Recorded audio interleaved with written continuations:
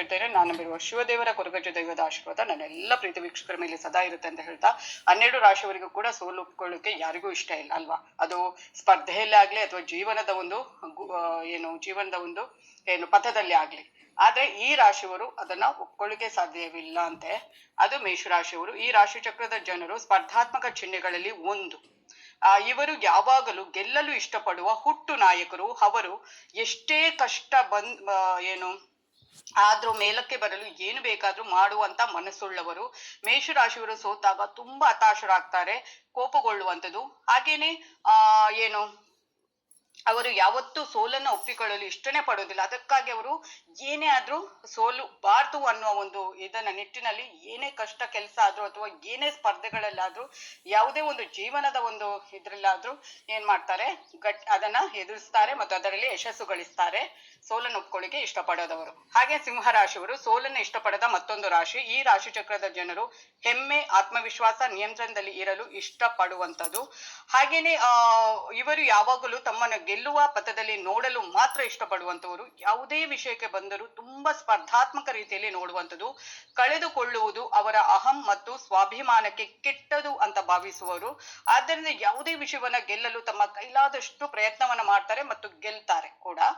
ಹಾಗೇನೆ ಇನ್ನೊಂದು ಮಕರ ರಾಶಿಯವರು ಅಂತಾನೆ ಹೇಳ್ಬಹುದು. ಅಂದ್ರೆ ಯಾವುದೇ ಒಂದು ಜೀವನದ ಸ್ಪರ್ಧೆಗಳಲ್ಲಿ ಆಗಿರ್ಬೋದು, ಜೀವನದ ಒಂದು ಪಥದಲ್ಲಿ ಆಗಿರ್ಬೋದು, ಯಾವುದೇ ಒಂದು ಕೆಲಸವನ್ನ ನಾವು ಮಾಡ್ಲೇಬೇಕು, ಅದರಲ್ಲಿ ಗೆಲುವನ್ನ ಸಾಧಿಸ್ಲೇಬೇಕು ಅನ್ನುವ ಮನಸ್ಸುಳ್ಳವರು. ಸೋಲನ್ನ ಒಪ್ಕೋಬಾರದು ಅನ್ನುವ ನಿಟ್ಟಿನಲ್ಲಿ ಅವರು ತುಂಬಾ ಶ್ರಮ ವಹಿಸ್ತಾರೆ ಮತ್ತೆ ಗೆಲ್ತಾರೆ ಕೂಡ. ಮಕರ ರಾಶಿಯವರು ಕೂಡ ತುಂಬಾ ಮಹತ್ವಾಕಾಂಕ್ಷೆ ಉಳ್ಳವರು, ಕಠಿಣ ಪರಿಶ್ರಮಿಗಳು. ಯಾವುದೇ ಒಂದು ನಿರ್ಧಾರಗಳನ್ನು ತೆಗೆದುಕೊಂಡಾಗಲೂ ಅದರಲ್ಲಿ ಅತ್ಯುತ್ತಮವಾದದನ್ನ ಮುಂದುವರಿಯಲು ಒಳ್ಳೆಯ ಮಾರ್ಗವನ್ನ ಅನುಸರಿಸುವಂಥದ್ದು. ತಮ್ಮ ಜೀವನದ ಪ್ರತಿಯೊಂದು ಹಂತದಲ್ಲೂ ಗೆಲ್ಲಲು ಹಾಗೂ ಕಷ್ಟಪಟ್ಟು ಕೆಲಸ ಮಾಡಲು ಹೆದರೋದಿಲ್ಲ. ಮಕರ ರಾಶಿಯವರು ಯಾವತ್ತೂ ಕಷ್ಟಪಡ್ತಾರೆ, ಕಠಿಣ ಪರಿಶ್ರಮಿಗಳು ಕೂಡ. ಮತ್ತು ಆದಷ್ಟು ಸೋಲನ್ನು ಅವರು ಸ್ವೀಕರಿಸಲು ಇಷ್ಟಪಡುವುದಿಲ್ಲ. ಯಾಕೆಂದರೆ ಏನಾದರೂ ಸೋತರೆ ತುಂಬಾ ಹತಾಶರಾಗ್ತಾರೆ ಅವರು ಮತ್ತು ತಾವು ಗೆಲ್ಲಲು ಶಕ್ತವಾಗಿಲ್ಲ ಅನ್ನುವ ಯೋಚನೆ ಬರುವಂತದ್ದು ಅವರಿಗೆ. ಅದಕ್ಕೆ ಆದಷ್ಟು ಗೆಲುವಿನ ಹಾದಿಗಾಗಿ ಶ್ರಮ ಪಡುವಂತವರು ಮತ್ತೆ ಅದರಲ್ಲಿ ಗೆಲ್ತಾರೆ ಕೂಡ. ಯಾವತ್ತು ಸೋಲನ್ನು ಒಪ್ಕೊಳ್ಳಿಕ್ಕೆ ಅವರು ಇಷ್ಟಪಡುವುದಿಲ್ಲ. ಎಷ್ಟೇ ಕಷ್ಟ ಆದ್ರೂ ಅದನ್ನ ನಾವು ಸಾಧಿಸಬೇಕು ಅನ್ನುವ ಒಂದು ಮನಸ್ಥಿತಿಯನ್ನ ಹೊಂದಿರುವವರು. ಅದು ಒಳ್ಳೆ ವಿಷಯನೇ. ಇನ್ನೊಂದು ಧನುರಾಶಿಯವರು. ಧನುರಾಶಿಯವರು ಕೂಡ ತುಂಬಾ ಮೋಜಿನ ಸಂಗತಿಗಳನ್ನ ಇಷ್ಟಪಡುವಂತವರು ಮತ್ತು ಗೆಲ್ಲಲು ಯಾವಾಗಲೂ ಇಷ್ಟಪಡುವಂತವರು.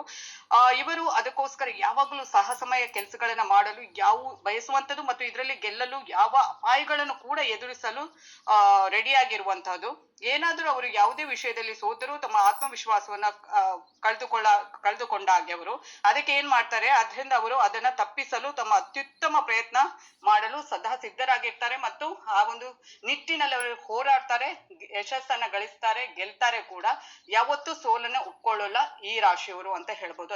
ಅದಕ್ಕೋಸ್ಕರ ಅವರು ಕಠಿಣ ಸಾಹಸಮಯ ಕೆಲಸಕ್ಕೂ ಕೈ ಹಾಕಿ ಅದರಲ್ಲೂ ಕೂಡ ತಮ್ಮ ಶ್ರಮವನ್ನ ಹಾಕಿ ಅದರಲ್ಲಿ ಗೆಲ್ಲುವ ಸಾಹಸವನ್ನ ಮಾಡುವಂತವರು ಅಂತಾನೆ ಹೇಳ್ಬಹುದು. ಇಂಥ ಉಪಯುಕ್ತ ಮಾಹಿತಿಗೆ, ಆಧ್ಯಾತ್ಮಿಕಕ್ಕೆ ಸಂಬಂಧಪಟ್ಟ